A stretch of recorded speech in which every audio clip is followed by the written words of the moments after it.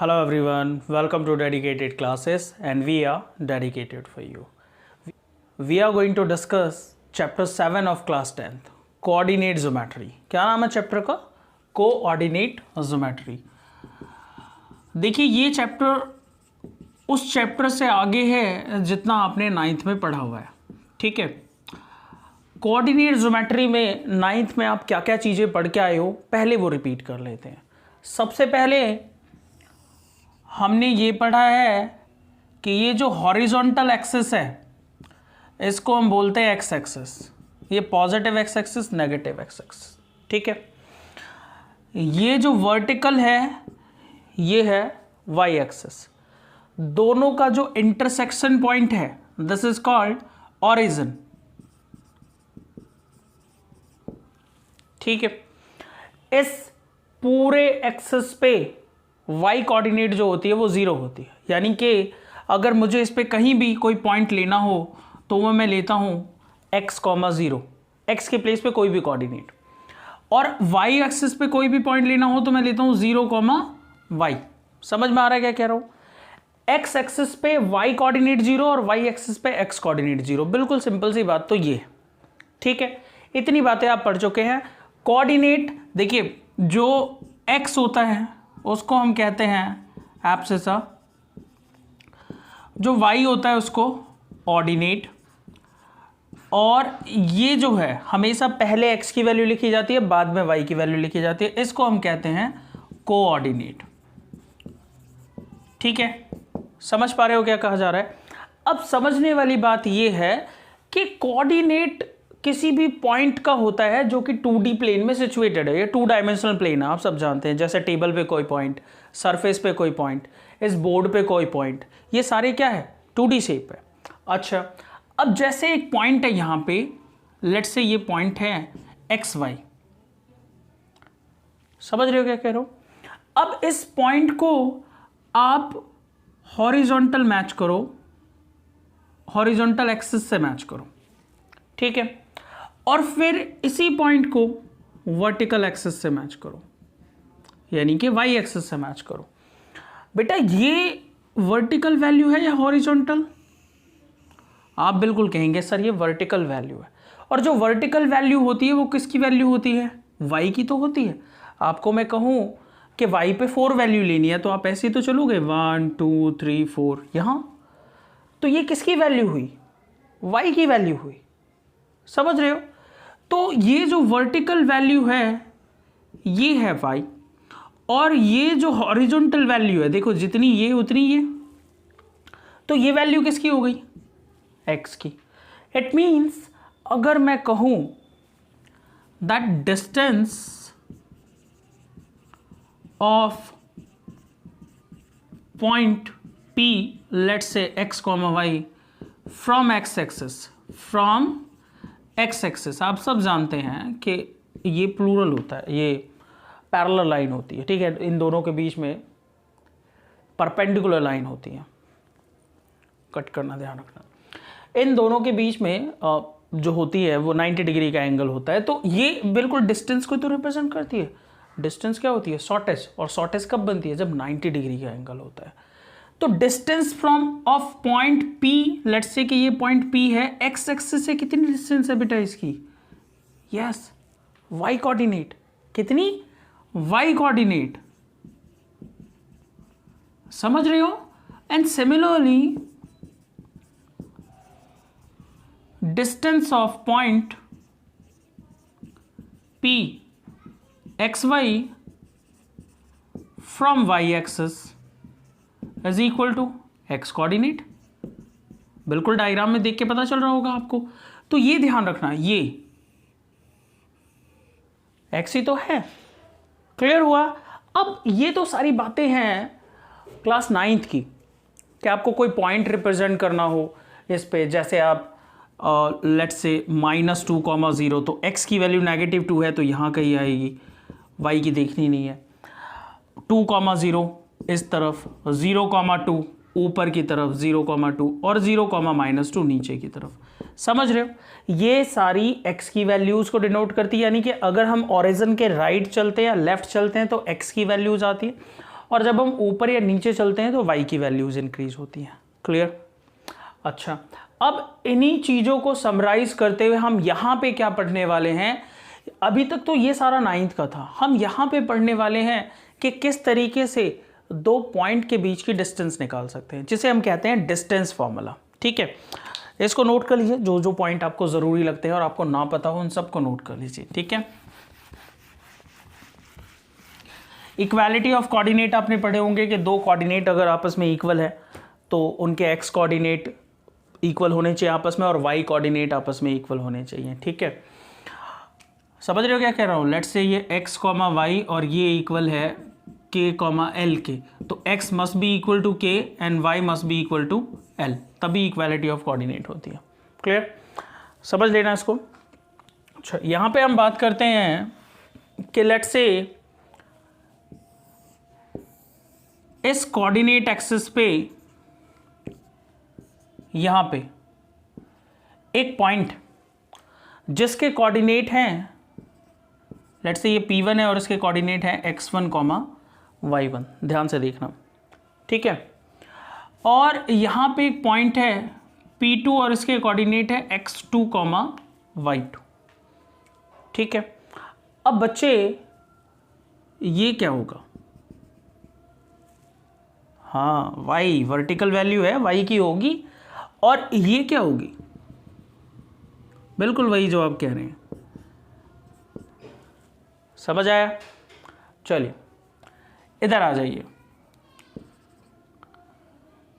ये वैल्यू क्या होगी?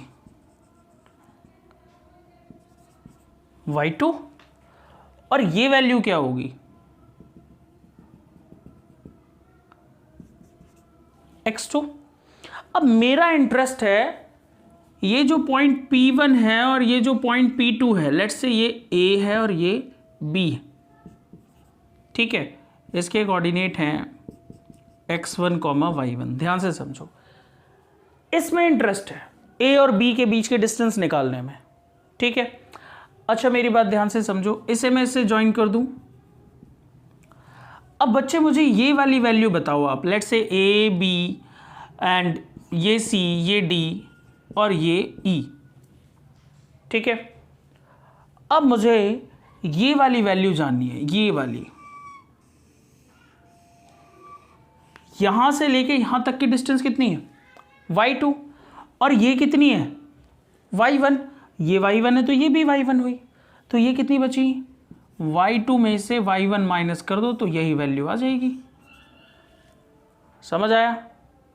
अब आ जाओ, यहां से यहां तक x2, यहां से यहां तक x1, तो ये कितनी आई?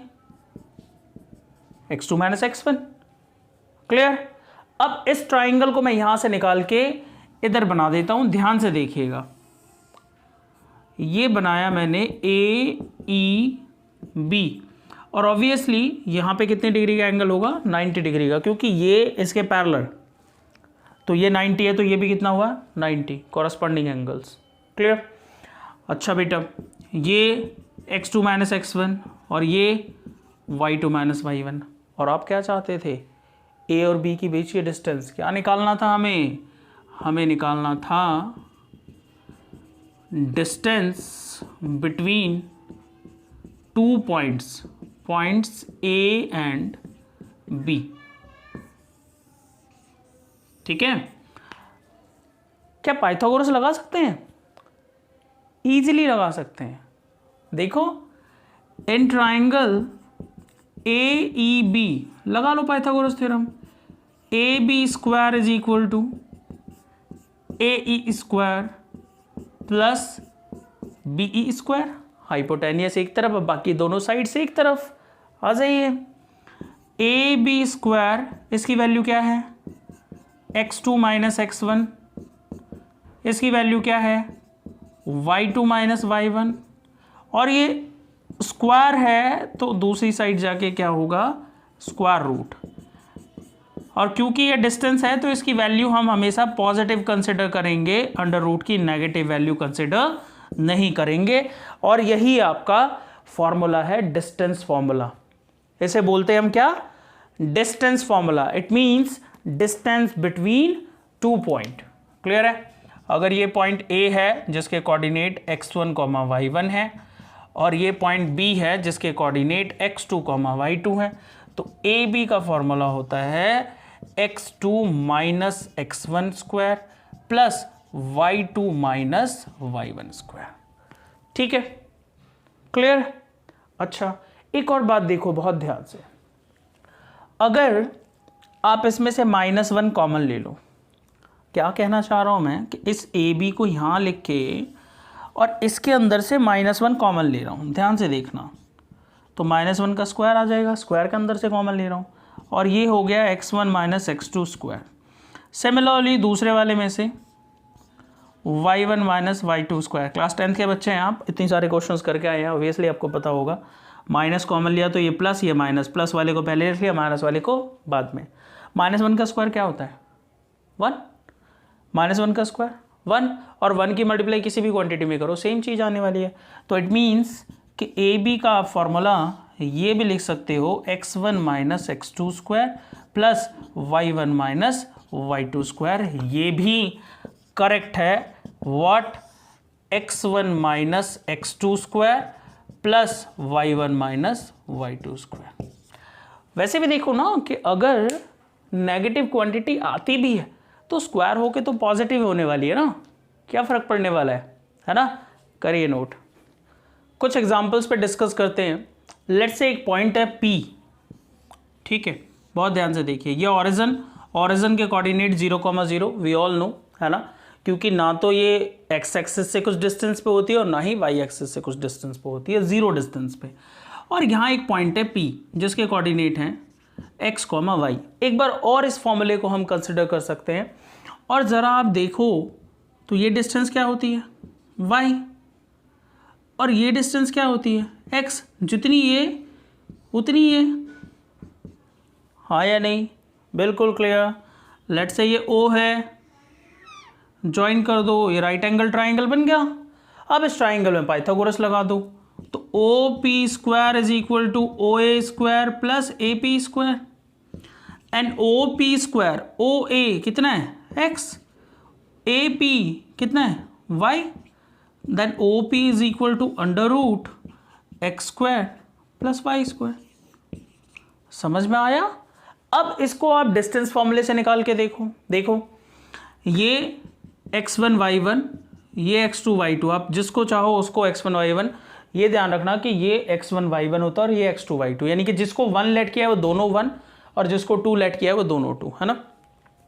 अब इसको डिस्टेंस फॉर्मूले से लगाते हैं। OP is equal to under root x2 minus x1 x minus 0 y2 minus y1 y minus 0, then OP is equal to x minus 0 x y minus 0 y।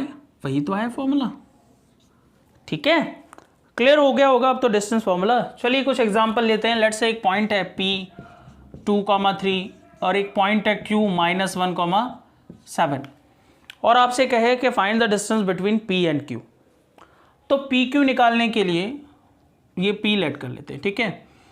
PQ चाहिए, आप इसको 1 लेट करिए और इसको 2 लेट करिए। आप उल्टा भी कर सकते हैं, कोई प्रॉब्लम नहीं। थोड़े दिनों तक कोऑर्डिनेट लिख लीजिए ऊपर x1 y1 x2 y2, जिससे आपको प्रॉब्लम ना हो। Distance between PQ is equal to x2 minus x1 whole square लिख लेना बाई डिस्टेंस फॉर्मूला, ठीक है? What? By distance formula value put करते हैं। PQ is equal to x2 minus 1 x1 minus 2 plus y2 7, यहां minus और ये 3, ठीक है? देखिए PQ is equal to -2 and -1 -3 7 -3 4, इसका स्क्वायर ओपन कर लीजिए बेटा जी, -3 square 9 4 square 16, PQ is equal to 16 और 9 25, PQ is equal to 5 unit. अब एक बच्चा कहता है कि सर अंडर रूट की वैल्यू तो प्लस माइनस की होती है, आपने ही बताया था चैप्टर नंबर 4 में, बट ये तो डिस्टेंस है ना, डिस्टेंस कभी नेगेटिव नहीं लेंगे, दैट्स वाई होती अब भी प्लस माइनस की है, बट हम माइनस वाली वैल्यू को नेग्लेक्ट कर देते हैं और हमेशा पॉजिटिव वाली वैल्यू लेते हैं। 9th में पढ़ा होगा ना, distance can never be negative. हाँ, समझ आ गया।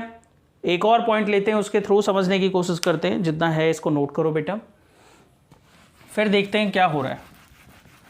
लेट्स से कि एक पॉइंट है हमारे पास a -2 -3 एंड b 7,0 बेटर रहेगा, ठीक है। आइए सेम वही x1 y1 x2 y2 a भी निकालिए, x2 - x1 होल स्क्वायर लिख लेना भाई by distance formula. A B is equal to x2 - x1 whole square. x2 क्या है 7 माइनस x1 क्या है -2। अब बेटा दो साइन एक साथ जब आते हैं तो क्या होता है मल्टीप्लाई। दो मेथड है, एक तो आप इस -2 को लिखो ऐसे और फिर कर्ली ब्रैकेट बना के ऐसे स्क्वायर लगा लो, जो कि बेटर है, कोई प्रॉब्लम नहीं है जब तक आपकी प्रॉपर प्रैक्टिस नहीं है। ऐसा ना हो कि ये साइन छूट जाए। समझ रहे हो ना क्या कह रहा हूँ। y2 0 माइनस y1 -3, या फिर आपकी कैलकुलेशन बहुत बढ़िया हो जिसमें कोई इशू नहीं है, बिल्कुल होगी आप सबकी, ठीक है, तो फिर कोई दिक्कत ही नहीं है। बट ये साइन की मिस्टेक नहीं होनी चाहिए, बहुत कॉस्टली पड़ती है। अब देखो दो साइन एक साथ हो तो मल्टीप्लाई, माइनस माइनस प्लस, 7 + 2। मैं बिल्कुल डिटेल में करा रहा हूँ, इसको ध्यान रखना। माइनस माइनस प्लस 0 + 3, ये उसी स्टेप में हो सकता था। कैसे देखो, x2 7 माइनस x1 की वैल्यू क्या है -2, तो आपको पता है माइनस यहाँ और माइनस यहाँ, दो साइन एक साथ multiply, minus minus plus. Clear है। आगे से हम ऐसे कर दिया करेंगे, बट ऐसे आपको ध्यान रखना कि आया कैसे, और इस साइन की गलती नहीं होनी चाहिए। 7 + 2 9, 9 स्क्वायर 81, 0 + 3 9, 81 और 9 कितना आ गया 90। इसका स्क्वायर रूट अगर निकालो तो क्या आएगा, 3 3 × 9, 5 × 45, 2 × 93 के पेयर बन गया। तो A B is equal to 3 बाहर और √10 यूनिट। क्लियर है। आई होप सो कि समझ में आया हो और अच्छी तरीके से समझ में आया होगा। तो ये है डिस्टेंस फॉर्मूला जिसको हम इस चैप्टर के अंदर यूटिलाइज करने वाले हैं, और ये भी देखेंगे कि कौन कौन सी क्वांटिटीज़ यूज़ कर सकते हैं, आप कैसे कैसे निकाल सकते हैं। जितने भी क्वाड्रिलेटरल होते हैं एक बार उनकी प्रॉपर्टीज़ देख लीजिए, ठीक है। सारी क्वाड्रिलेटरल, फॉर एग्जांपल पैरेललोग्राम क्या होते हैं, फॉर एग्जांपल रेक्टेंगल क्या होते हैं, फिर रोम्बस स्क्वायर क्या होते हैं, इक्विलेटरल ट्रायंगल क्या होते हैं, आइसोसेलेस ट्रायंगल क्या होते हैं, आइसोसेलेस ट्रायंगल क्या होते हैं। तो इन सारी चीज़ों को आप ध्यान से देख लीजिए, इन सब की इसमें ज़रूरत पड़ने वाली है, ठीक है। करिए नोट।